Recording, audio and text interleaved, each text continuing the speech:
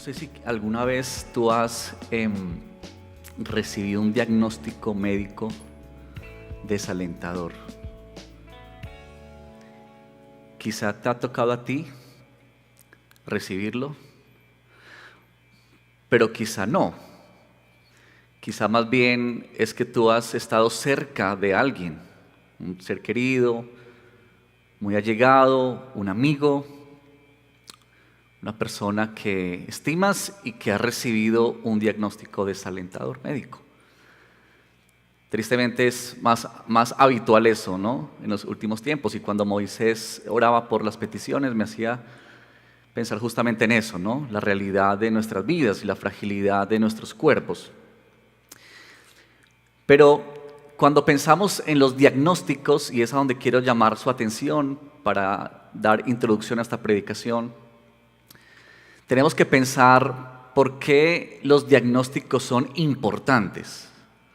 Y quizá tú puedes pensar ahí, ¿por qué un diagnóstico, y como dicen algunos o los médicos, un diagnóstico a tiempo, ¿verdad?, es importante? Básicamente hay dos razones, pueden haber muchas otras, pero dos razones, digamos, principales, primordiales. Uno es que el diagnóstico revela algo que no se puede ver a simple vista, ¿cierto? Es decir, cuando hay algo que está pasando en el cuerpo, alguna enfermedad, algunos síntomas, pero no podemos precisar qué es. Entonces los médicos, con la sabiduría que Dios les ha dado y la ciencia, con el desarrollo que ha tenido, puede identificar qué es lo que está pasando. Y cuando hay un diagnóstico se nos dice, está ocurriendo esto precisamente en el cuerpo. Y ahí está el diagnóstico. Entonces el diagnóstico, digamos que en primer lugar lo que hace es revelar, descubrir, poner sobre la mesa algo que no se sabía. Algo que no podíamos descifrar, que habían síntomas pero que no eran claros, ¿verdad? Pero en segundo lugar, también el diagnóstico es muy importante porque el diagnóstico médico a tiempo permite que haya un tratamiento efectivo o que vaya apuntado hacia el área afectada o el problema que nuestro organismo está padeciendo. Entonces no solamente lo revela y lo descubre, pero además permite que haya un tratamiento, que haya algo que se pueda hacer justamente para aliviar el dolor o para ayudar a la mejoría o a la sanidad completa de esa enfermedad o de ese diagnóstico en particular.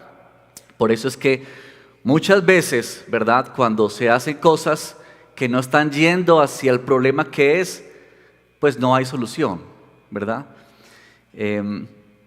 Y bueno, yo les traigo esta imagen esta mañana porque algo similar es lo que encontramos en el libro de Proverbios, que a su vez es lo que encontramos en el Evangelio, en la palabra del Señor. Lo que Dios hace en la vida de las personas, como este diagnóstico. Que Dios, a través del Evangelio y a través de la palabra, lo que quiere hacer es revelar el problema que no se ve a simple vista, pero no solamente revelar, Dios quiere tratar con ese problema.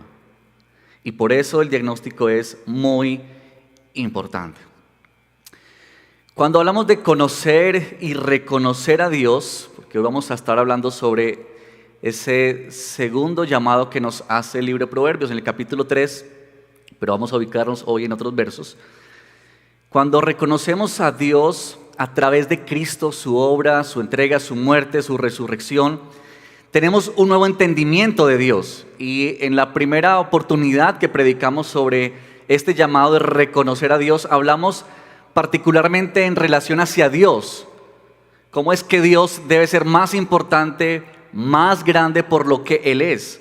Y las implicaciones de esa verdad para tu vida y para la mía. ¿Qué significa que Dios es el Dios creador? ¿Qué significa que Dios es el dueño de todas las cosas? Que Él es el Dios que gobierna, el Dios santo. Entonces vimos hacia Dios, pero hoy queremos mirar hacia nosotros, porque no solamente tenemos un entendimiento de quién es Dios, pero que cuando entendemos quién es Dios, también entendemos mejor acerca de nosotros. Y eso es lo que hace el Evangelio. Así que por la misericordia de Dios, Él nos confronta en lo más íntimo, en lo más secreto de nuestras almas, para poder buscar a Él en arrepentimiento y fe. Esta es una experiencia que nos provee el Espíritu Santo permanentemente a cada uno de nosotros. Así que hoy queremos ampliar un poco más esta idea de reconocer al Señor en nuestros caminos, como dice Proverbios 3:6. Pero queremos entenderlo para decir necesitamos, o este es el llamado, reconoce al Señor en lo profundo del corazón. Y vamos a ver cómo los versos que vamos a leer a continuación nos ayudan mucho a entender esta idea. Entonces, vamos a estar hoy ubicaditos en dos proverbios en particular. El primero es Proverbios 9:6. Yo les pido que por favor abran su Biblia, si la tienen ahí. Los que no, va a aparecer aquí en pantallas. Pero abran su Biblia en Proverbios capítulo 9, verso 6. Y también estaremos leyendo el verso que hace un momento Moisés nos estaba ayudando a memorizar, que algunos quizá ya lo saben, que es el 28:13. Así que leemos estos dos versos. Dice así la palabra del Señor. Proverbios 9:6. Abandona la necedad y vivirás. Anda por el camino del entendimiento. Y Proverbios 28:13. El que encubre sus pecados no prosperará, pero el que los confiesa y los abandona hallará misericordia. Amén. Bueno, cierra tus ojos y oremos al Señor. Padre, esta mañana que estamos aquí delante de ti como iglesia, reunidos un domingo más, queremos rogar por la misericordia tuya, que nos permitas ir a lo profundo de nuestro corazón, que a veces no nos gusta, Señor, porque descubre nuestra maldad y nuestro pecado, que a veces queremos simplemente ignorarlo, pero que tú, Señor, como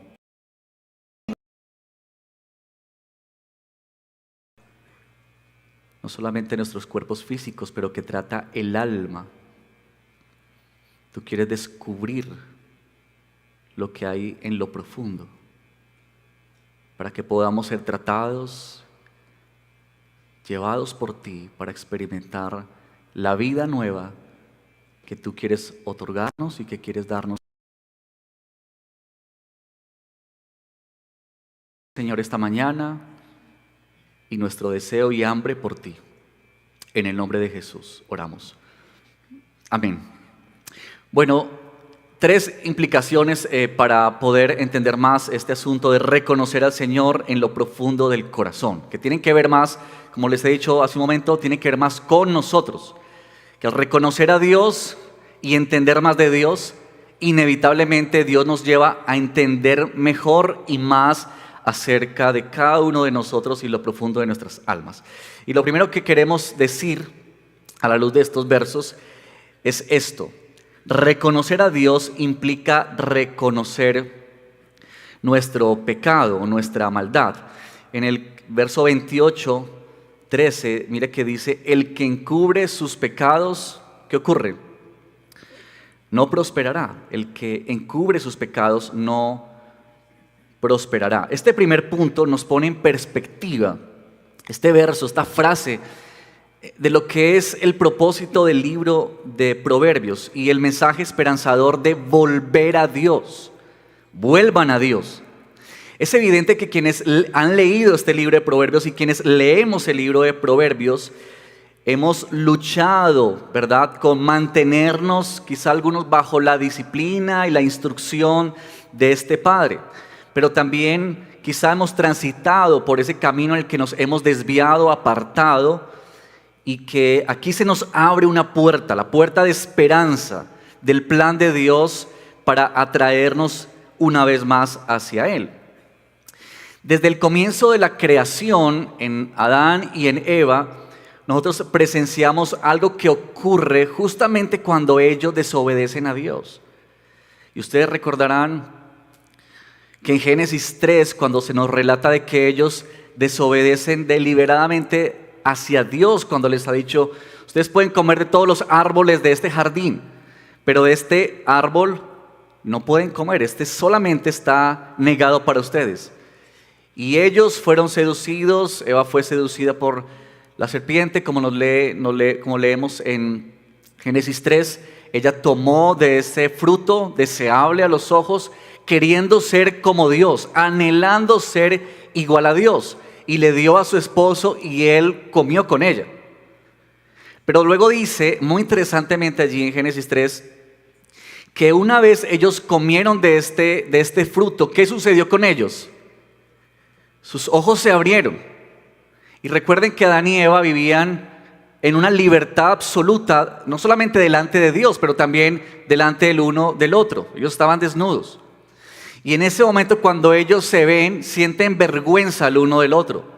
Así que lo que hacen es correr para ocultarse de ellos mismos, pero luego el texto nos dice que ellos pretendieron ocultarse de Dios. Es decir, se fueron a esconder de Dios. Ellos que habían caminado delante de la presencia del Señor con tanta libertad, ahora ellos quieren esconderse de Dios, no quieren que Dios los vea en su suciedad y en su maldad. Y desde ahí en adelante, la tendencia nuestra del ser humano es a ocultar, encubrir nuestro pecado por la vergüenza. No queremos que se revele. No queremos que otros lo sepan, porque nos causa vergüenza en lo profundo de nuestro ser. Y menos, queremos que Dios lo vea o lo aprecie. Y a veces, tan equivocadamente, pretendemos hasta ocultarnos de Dios, hasta escondernos de Él. Y pensamos que podemos hacerlo, imagínense. Sin embargo, ante ese panorama, la primera acción que hace el Espíritu Santo en nuestras vidas es justamente abrir nuestros ojos y dejarnos ver la bancarrota en la que tú y yo estamos espiritualmente. En Mateo 5:13 dice, bienaventurados los pobres en espíritu. Es decir, los que reconocen el estado en el que se encuentran. Bienaventurados los que se pueden ver a sí mismos y ver la pobreza espiritual en la que están, el pecado en el que se hallan. Por eso Él dice, dichosos, alegres, esos que pueden ver. El camino, hermanos, para ir a Cristo inicia con la confrontación de nuestra maldad y de nuestro pecado. Permítanme ilustrarlo de la siguiente manera. Ustedes de pronto han leído la historia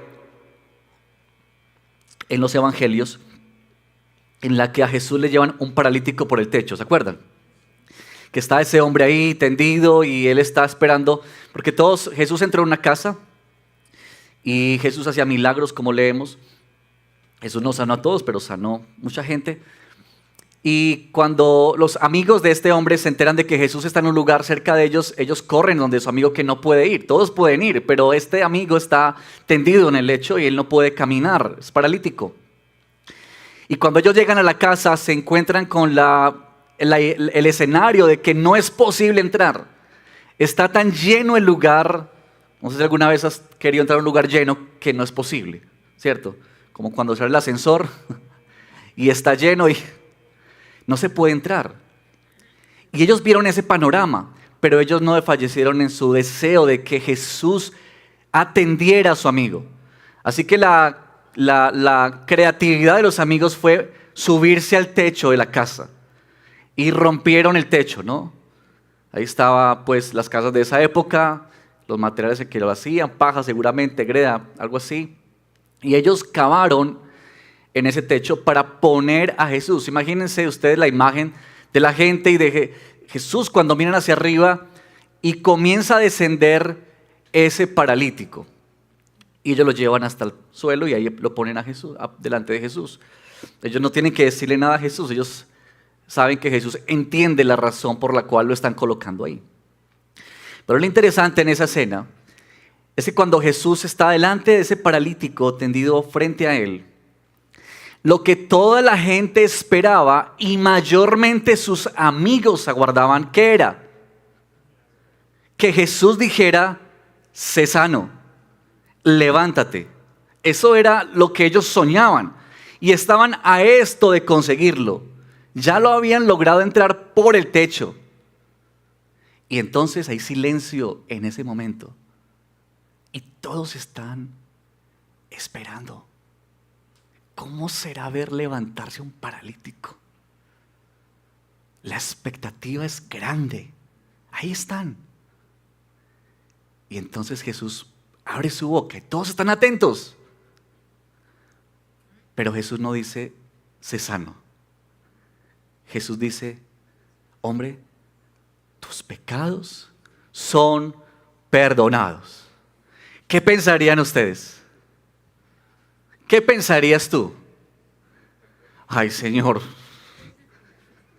todo este esfuerzo, todo lo que hemos hecho, y tú dices, los pecados son perdonados. ¿Saben? Lo que Jesús estaba diciendo en ese momento era descubrir el problema más grande de la humanidad. El problema de ese hombre mayor no era su parálisis. No era que no pudiera pararse y no pudiera desarrollar su vida como cualquier otro hombre. El problema de ese hombre es que era pecador y que al ser pecador estaba destituido de la gloria de Dios y era por tanto enemigo de Dios. Y por esa razón, a su vez, merecía la ira y el juicio venidero. Así que lo que Jesús hace es apuntarle al problema mayor. Jesús sabe lo que él mayormente necesitaba. Conocí el caso de una señora. Un amigo nos contó esta historia. Un amigo que vive en otro país nos contó esta historia de una mujer que en su casa, una casa grande, esta mujer por muchos años, desde muy joven, comenzó a guardar cosas en su casa. ¿Han visto esos programas que hablan de acumuladores? Creo que sí. Son casos reales. Este amigo nos contaba con tristeza lo que él presenció. Esta mujer por años, ya era una señora entrada en edad, pero por años había guardado cosas en su casa. Ella encontraba una sillita en la esquina y se la llevaba para la casa. El familiar botaba el cojín que ya no usa, ella lo llevaba para la casa.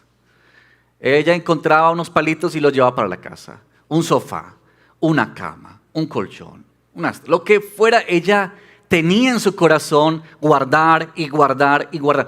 Por años guardó. Este amigo nos cuenta que esta historia tan impactante es cuando él por primera vez abre la puerta y va a entrar a la casa de esta mujer. Él nos dice, es una casa grande. No había por dónde entrar. Esa mujer vivía sola. Sola. Y él dice, él nos cuenta que él tuvo que empezar a abrirse espacio entre cosas para poder siquiera entrar un poquito en la casa. Él dice, esta casa era llena de cosas por todo lado. Basura. Cosas dañadas. No servían para nada. Y él nos cuenta que esta mujer, que no es pobre, dormía en un colchón en medio de la basura.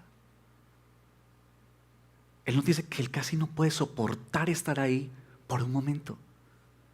La sensación de ruina, de estrechez, era increíble.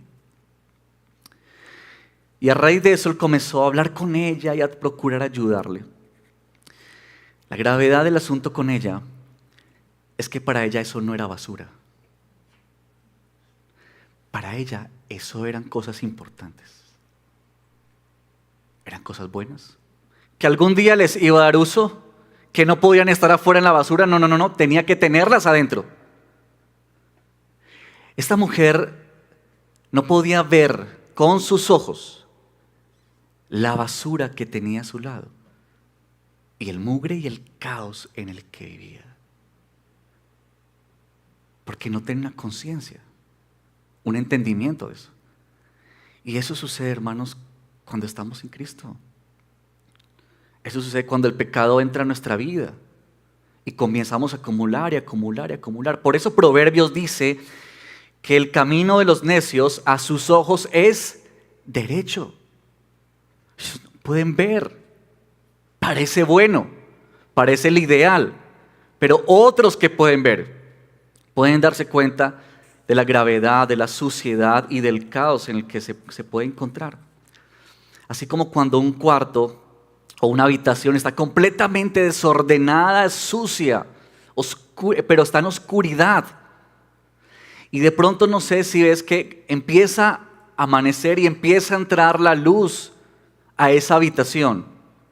Y es solamente hasta ahí cuando se puede comenzar a identificar que esa habitación está sucia, desordenada y es un caos. Solo hasta que la luz entra. De lo contrario no es posible. Y así es como la luz de Cristo viene para poner de manifiesto las obras de maldad que se anidan en lo profundo de nuestro corazón. Hermanos, si tú y yo somos conscientes del pecado que había en nosotros, de la basura, del caos en el que nos encontrábamos, del mugre en el que andábamos, entonces podremos entender mejor cuánto Dios nos ha amado. Eso es lo que nos va a permitir entender y apreciar el gran significado de la obra de salvación. La exhortación a reconocer al Señor en nuestros caminos es: reconoce tu pecado. Tú y yo necesitamos a diario una evaluación en nuestra vida. Es como que tú y yo necesitamos todos los días que el reflector de Dios, de la luz de su palabra, alumbre nuestro corazón. Tú y yo necesitamos permanentemente darnos cuenta de la suciedad que hay en nosotros.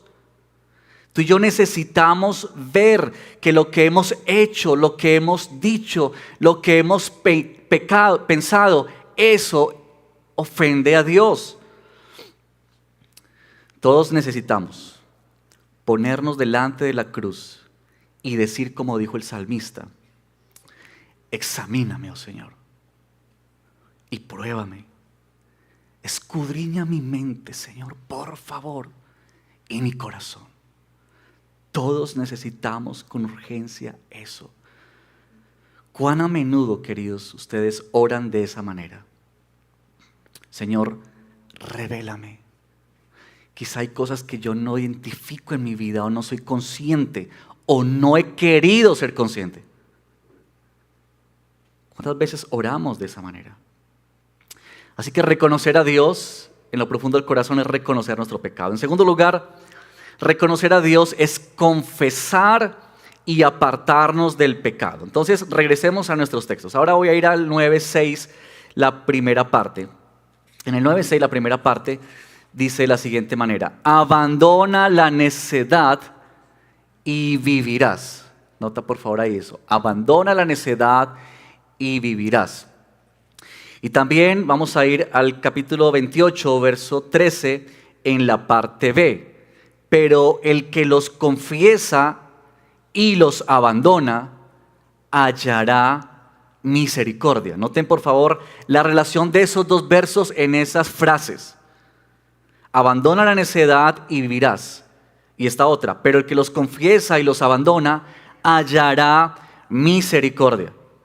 Hermanos, es que no basta solamente con reconocer y ver el pecado. Necesitamos confesarlo y apartarnos de él. A este proceso es lo que la Biblia llama arrepentimiento. Arrepentimiento. Es confesar el pecado, es apartarnos del pecado. Esta fue la predicación de Juan el Bautista y también de Jesús mismo. Ustedes pueden leer en Marcos 1, que dice que Jesús predicaba esto: arrepiéntanse y crean, porque el reino de Dios se ha acercado. Muchos han descrito, y yo creo que quienes han transitado en la vida cristiana por mucho tiempo, recordarán que a este proceso de arrepentimiento se le llama como el retorno en U. ¿Lo han escuchado? ¿Saben qué es un retorno en U? Los que conducen, ¿saben qué es un retorno en U?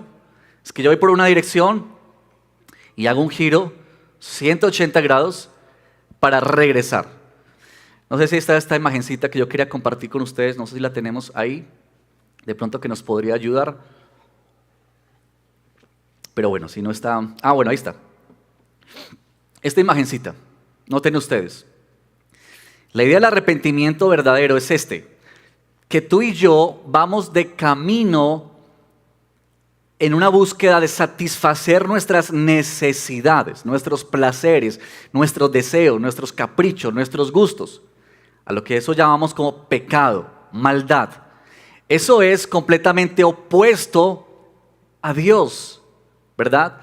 Así que quien va en esa dirección, en un punto de su vida, por la gracia de Dios, le es alumbrado el entendimiento y reconoce su maldad, puede ver la suciedad que tiene.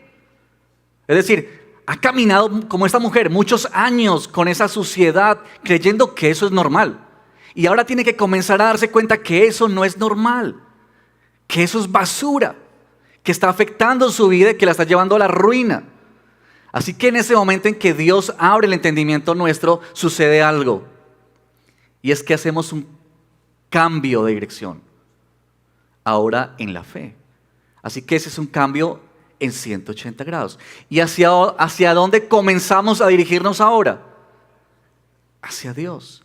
Ahora le damos la espalda al pecado y nos dirigimos hacia Dios. Y estamos transitando, caminando cada día para ser semejantes a Cristo Jesús. Eso, de forma muy sencillita, pero es lo que es el Evangelio, lo que nos llama la palabra del Señor. En la confesión, hermanos, tú y yo estamos alineándonos con Dios y estamos colocándonos de acuerdo con Dios en decir, sí, Señor, eso que yo hice te ofende, eso es pecado contra ti. Cuando leímos ahorita en el Salmo 32, Daniel nos guiaba en esa parte del verso 3. Dice que David, mientras encubrió su pecado, ¿qué le sucedió? ¿Cierto?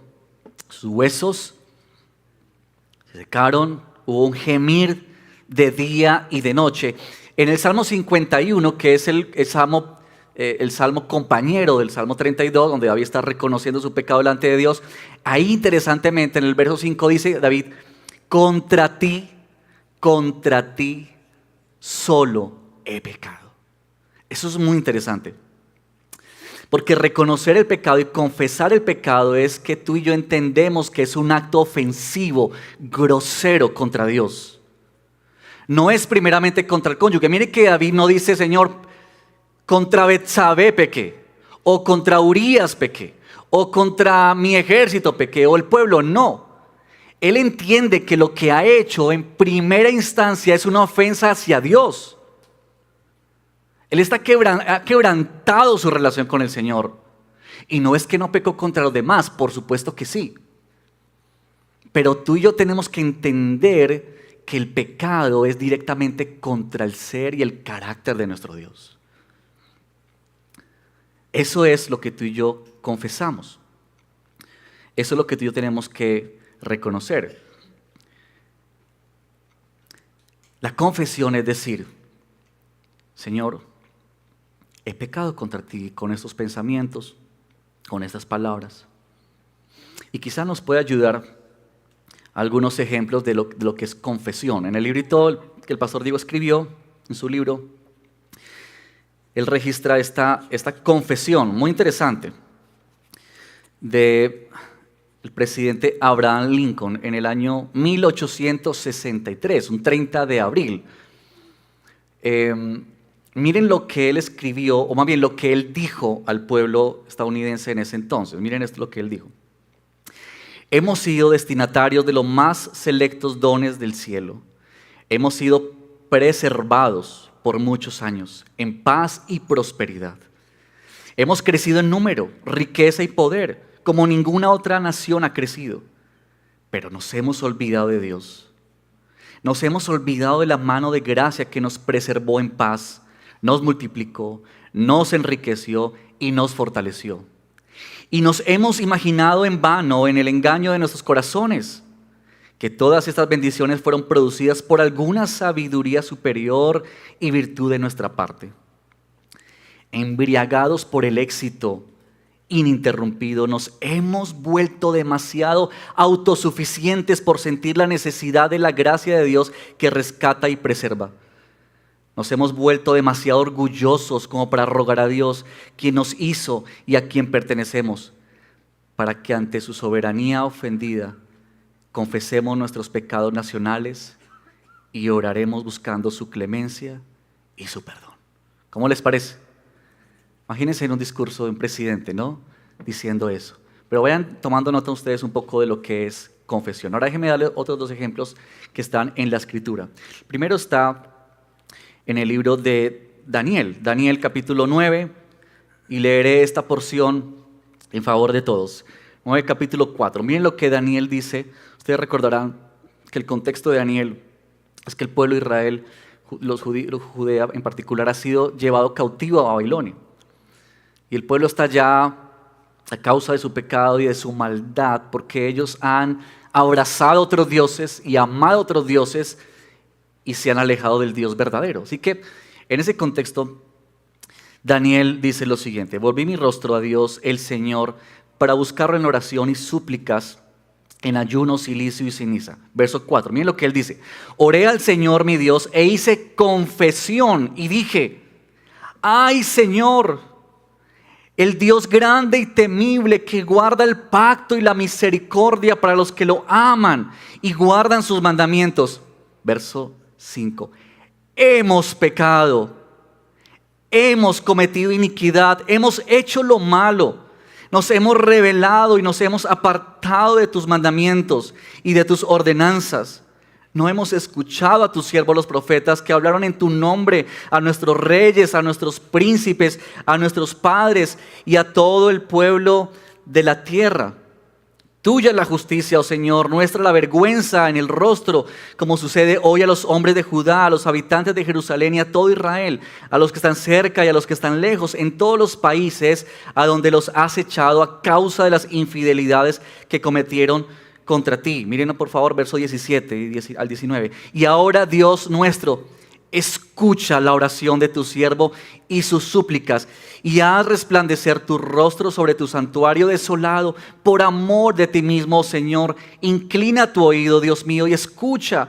Abre tus ojos y mira nuestras desolaciones y cuida sobre la cual se invoca tu nombre. Pues no es por nuestros propios méritos que presentamos nuestras súplicas delante de ti, sino por tu gran compasión. Oh Señor, escucha, Señor, perdona, Señor, atiende y actúa. No tardes por amor de ti mismo, Dios mío, porque tu nombre se invoca sobre tu ciudad y sobre tu pueblo. ¿Pueden entender un poco lo que estamos hablando de confesión? Ahora, este último ejemplo, Nehemías. Nehemías capítulo 9, versos del 1 al 3. Nehemías, usado por el Señor para ir a reconstruir las ruinas después de que pasaron los invasores y no quedó nada. Y Dios le concede la gracia a Nehemías de volver para reconstruir las murallas. Él dice lo siguiente: el día 24 de ese mes se congregaron los israelitas en ayuno, vestidos de cilicio y con polvo sobre sí. Aquí ya no es una persona, aquí es el pueblo en general. Y los descendientes de Israel se pararon delante de los extranjeros y se pusieron en pie, confesando sus pecados y las iniquidades de sus padres. Puestos de pie, cada uno en su lugar, una cuarta parte, mira por favor escucha esto, una cuarta parte del día estuvieron leyendo en el libro de la ley del Señor su Dios, y otra cuarta parte, ¿qué estuvieron haciendo? Confesando y adorando al Señor su Dios. ¿Se dan cuenta? Es que darse cuenta de la maldad y el pecado no es solamente decir terrible. No, es que nos pone delante de Dios. Y noten ustedes, por favor, en lo que hemos acabado de leer, que la confesión en arrepentimiento es y tener o caer ante los pies de nuestro Dios en humillación. Es que cuando somos puestos delante de la luz de nuestro Dios y vemos la maldad nuestra, no nos queda más que decir como Daniel y Nehemías: Señor, perdónanos. Esta nuestra maldad está delante de tus ojos. Y esa maldad te ofende a ti. Señor, perdónanos por favor. Por favor, te lo rogamos. Se dieron cuenta que en Nehemías, particularmente es porque ellos han encontrado el libro de la ley. Y hacía mucho tiempo no lo leían. Y cuando lo leen, comienzan a darse cuenta de su maldad. Una parte del día ellos pasaron confesando sus pecados. Es la convicción profunda, hermanos, de la gravedad del pecado, sus estragos terribles en la vida, que nos conduce a buscar a Dios de todo nuestro corazón. En la historia del cristianismo ha habido muchos despertares, lo que llaman como avivamientos, ¿verdad? Recientemente hubo en Estados Unidos, no sé si ustedes por ahí lo escucharon, de gente que estaba en la iglesia y duró como días, orando, y no se querían ir. Y bueno, ha habido otros momentos también como esos, pero en la historia, y los que han estudiado la historia, dicen que los despertares espirituales o los avivamientos siempre han comenzado por un entendimiento de la maldad y del pecado en el corazón. Que es cuando hombres y mujeres acuden a Cristo para decir: Señor, perdóname, he pecado contra ti, he hecho lo malo contra ti, no merezco nada de ti, por favor, ten misericordia de mí. Eso es avivamiento. No es apenas saltar y hacer cosas, no. Es lo que tiene que ver con lo profundo de nuestro corazón. Confesar y apartarnos, como dice bellamente Proverbios 28, dice, es experimentar la misericordia de Dios. Por eso el texto dice: pero el que los confiesa y los abandona, hallará misericordia. Esa es la noticia buena. Ese es el mensaje esperanzador. Esa es la puerta que se abre para decirte: aquí está lo que el Señor nos llama. Primera de Juan 1:9 dice: si confesamos nuestros pecados, Él es fiel y justo para perdonarnos los pecados y para limpiarnos de toda maldad. Esto, hermanos, no es solamente un llamado para los que no lo han hecho. Pensamos a veces: sí, eso es el arrepentimiento, eso de confesar los pecados, eso es para los que no han llegado a Cristo. No, tampoco es un boleto para entrar en el reino de Dios, ¿cierto? Yo hago esto y entonces ya tengo un boleto asegurado en el futuro allá con Dios. Martín Lutero dijo esto en una de sus tesis, de hecho es la primera tesis que Martín Lutero escribió. Martín Lutero, que fue un reformador, uno de los reformadores, en sus tesis, 95 tesis famosas, en la primera tesis, miren lo que él dijo, algo así: cuando Dios nos llama al arrepentimiento, escuchen por favor esto, quiere Dios que toda la vida del creyente sea de continuo en arrepentimiento. ¿Cómo te parece eso? No es un momento apenas, no es cuando llegaste a Cristo, no es apenas para pasar de no ser cristiano a ser cristiano, o de no tener la salvación a tener la salvación. Es que la Biblia nos dice que el arrepentimiento es una forma de vida, es una expresión continua de lo que tú y yo somos en Cristo. Es justamente eso.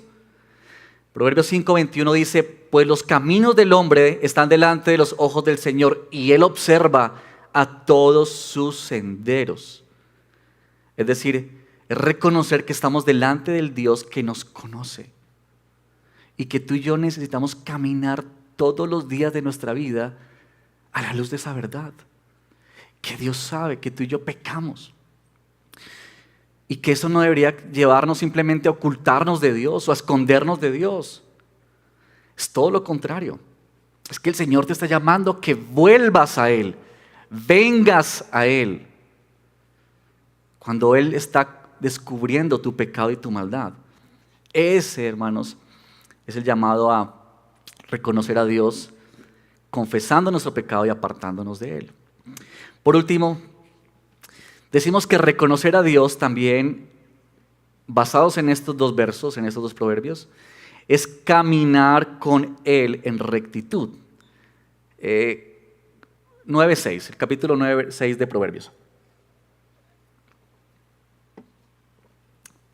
Tomamos la última partecita que nos falta tomar de estos dos versos, y es esta. En la parte B dice así: anda por el camino del entendimiento.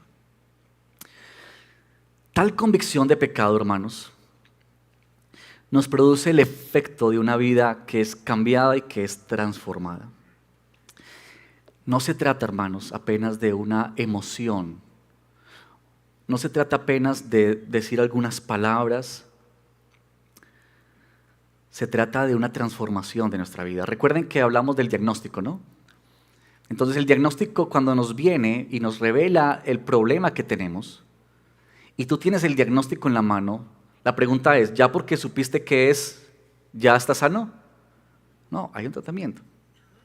Lo que Dios hace es justamente también lo mismo. Cuando Dios saca a la luz nuestro pecado y nuestra maldad y nos deja ver la bancarrota en la que estamos, Dios nos llama a algo nuevo. Dios nos quiere transitar, quiere introducirnos en el camino en el que podemos entender y distinta. En Mateo capítulo 3, y si pueden ir a ese texto ustedes ahí en sus Biblias, nos ayudará. Mateo capítulo 3, versos 7 al 8, dice así: pero cuando vio que Jesús vio muchos de los fariseos y saduceos venían para él bautismo, les dijo, perdón, este es Juan el Bautista. Él les dijo, camada de víboras. Ahora, ese era Juan el Bautista, ¿no? Juan estaba predicando el arrepentimiento y muchas multitudes comenzaron a venir al río Jordán para ser bautizados. Y ahí vienen los fariseos y los saduceos. Si yo hubiese estado ahí, yo hubiese pensado, gloria a Dios, Señor. Aquí vienen estos para ser bautizados en arrepentimiento.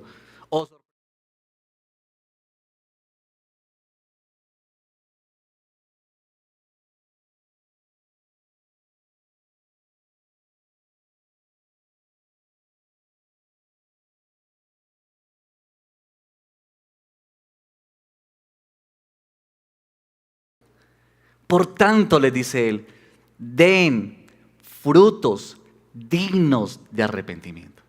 Ellos pensaron, somos los fariseos, los líderes religiosos, estamos por encima de toda esta gente, vamos a mostrarles lo que hay que hacer. Y Juan les está descubriendo el corazón. El Señor les está descubriendo el corazón. Ustedes quieren simplemente actos superficiales. Ustedes quieren mostrarse muy bonitos. Ustedes quieren andar con las mejores ropas. Ustedes quieren ir a la iglesia y pararse enfrente y orar en público. Y quieren mostrarse como muy organizaditos para que todo el mundo diga, ¡qué maravilla! ¡Qué bendición esos hermanos! Y aquí están delante de uno que les está diciendo, en lo profundo de sus corazones hay tanta basura que ustedes no han entendido lo que es el mensaje de Dios. Ustedes quieren aparentar que su imagen sea bonita entre otros, pero su corazón sigue siendo el mismo. Por eso Jesús les dice, den frutos dignos de arrepentimiento. Den frutos dignos de arrepentimiento. ¿Qué significa eso? Significa que Dios quiere llamarnos de un estado de vida a un nuevo estado de vida. Que la vida cristiana para ti y para mí no es simplemente adherirnos a una iglesia. No es que tú digas, yo voy al Redil Estadio. No, es que ser discípulo de Cristo es que tú estás experimentando en tu vida una verdadera transformación de Cristo. Que lo que tú veías antes en ti ya no lo ves. Que tú antes eras una persona histérica, malgeniada, peleabas con todo y ahora tú comienzas a identificar algo nuevo en tu corazón. ¿Qué está pasando? No hay explicación. Esa es la obra de Dios. Ese es el camino. Pero déjame decir 3 cositas aquí para ayudarnos a entender en este punto. ¿Qué significa esto de tener una vida cambiada? Es entender que Dios nos llama a una vida nueva.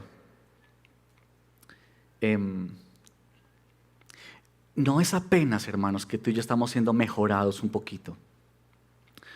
No es apenas que tú y yo estamos simplemente experimentando algunas cosas de buenos principios, buenos modales, buenas formas de vivir. o que estamos simplemente siendo como restaurados en algunas áreas de nuestra vida, como que Dios está cambiando algo en nuestra vida. No, no. Es que Dios nos llama a una vida nueva. Tiene que ver con que tu vida y la mía han sido puestas en la cruz, clavadas en la cruz.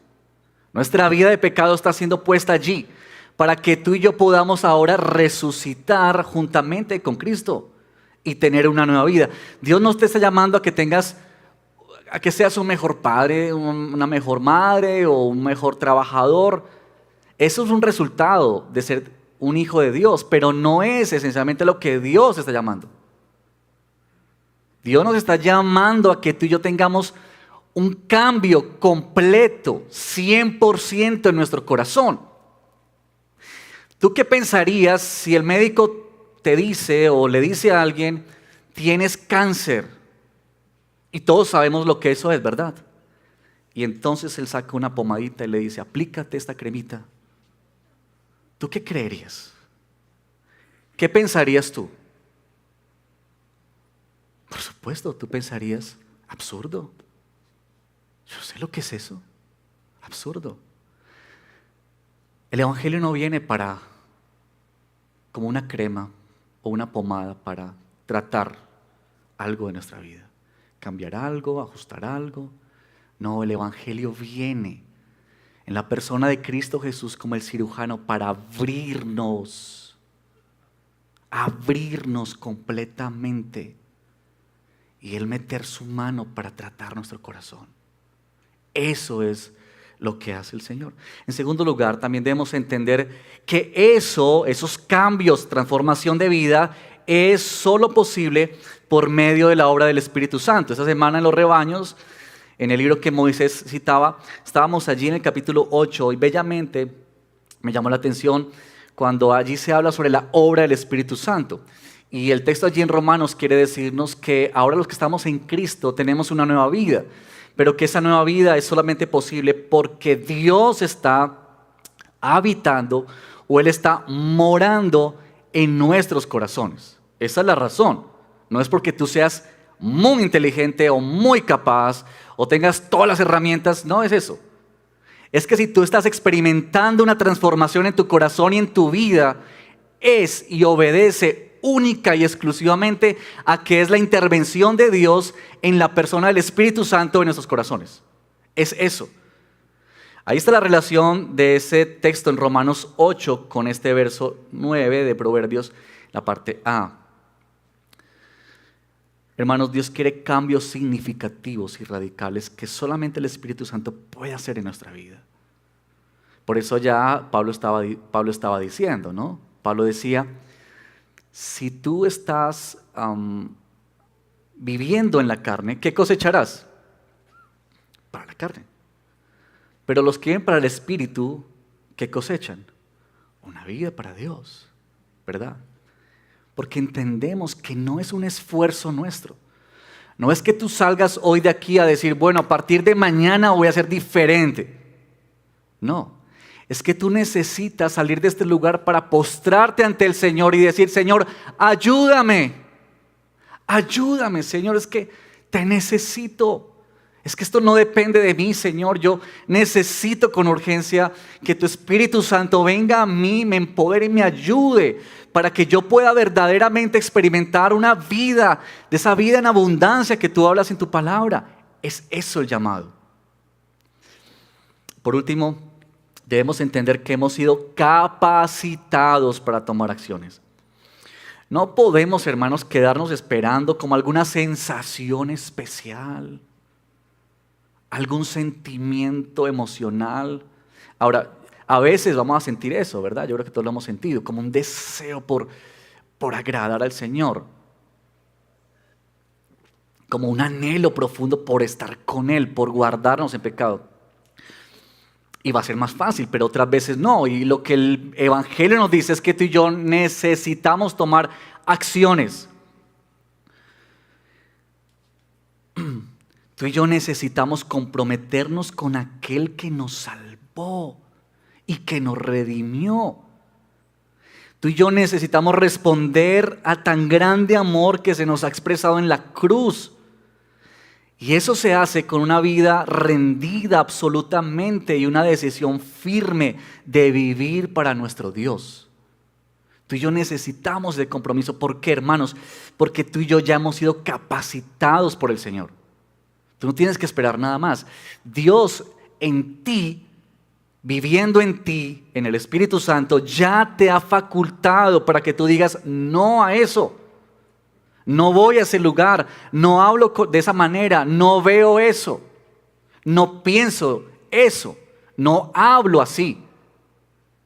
No esperes a que algo ocurra, maripositas en el corazón, no. Ya Dios, si tú estás en Cristo hoy aquí, ya Dios te ha facultado para que tú vivas esa vida de victoria en Cristo Jesús.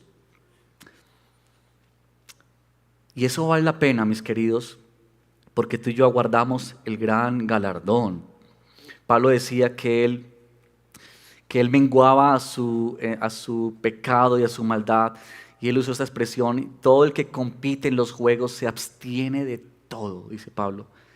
Ellos lo hacen, los que corren allá afuera en las Olimpiadas y demás, lo hacen para recibir una corona incorruptible, pero nosotros corremos por una corona que es incorruptible.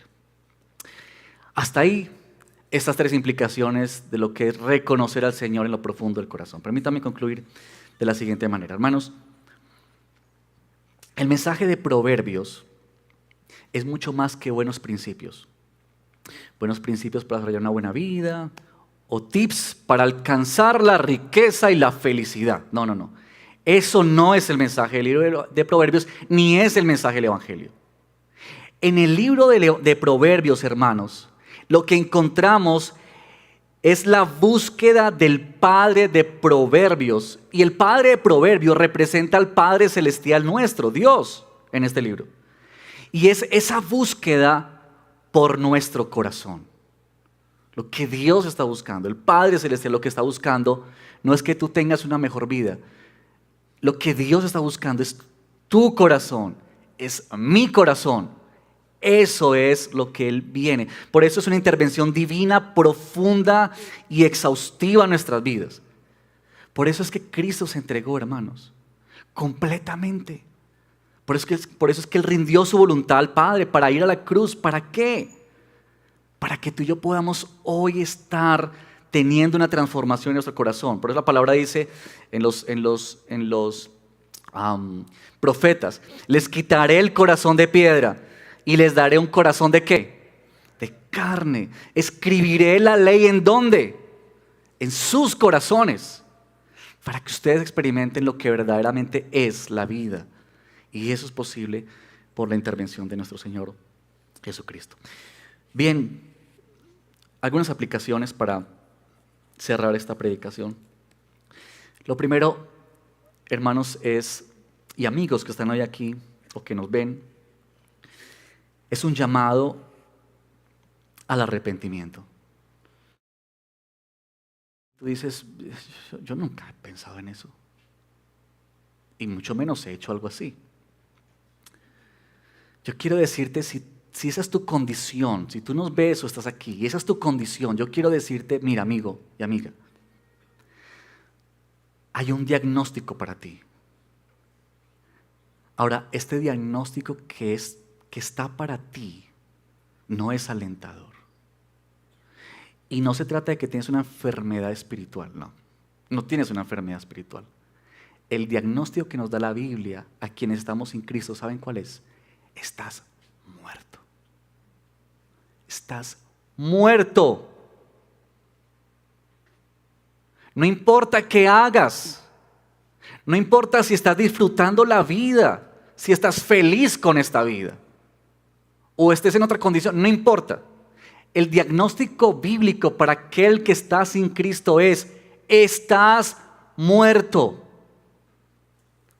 Son malas noticias, pero también se enciende la noticia hermosa y preciosa del Evangelio. Si estás en esa condición, el Señor es poderoso para abrir tus ojos y que tú puedas volver a la vida verdadera. Así que el llamado para ti es: reconoce tu pecado. Date cuenta que lo que has hecho durante tu vida es ofender una y otra vez a Dios. Y que necesitas arrepentirte, porque si sigues en esa dirección, permanecerás en muerte y tu futuro final será muerte.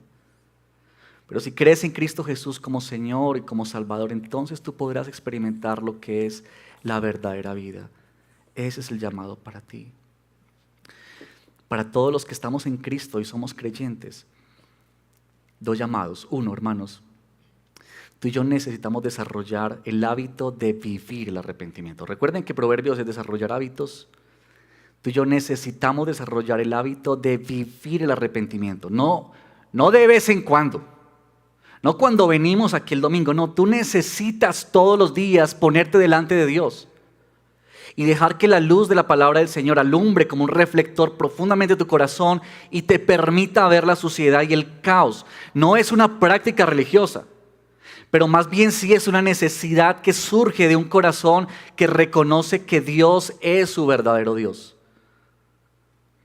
Y en segundo lugar, quiero llamar tu atención a que tomes acciones para vivir en integridad y rectitud delante de Dios. Recuerda, Dios ya te ha capacitado. No esperes algo mágico.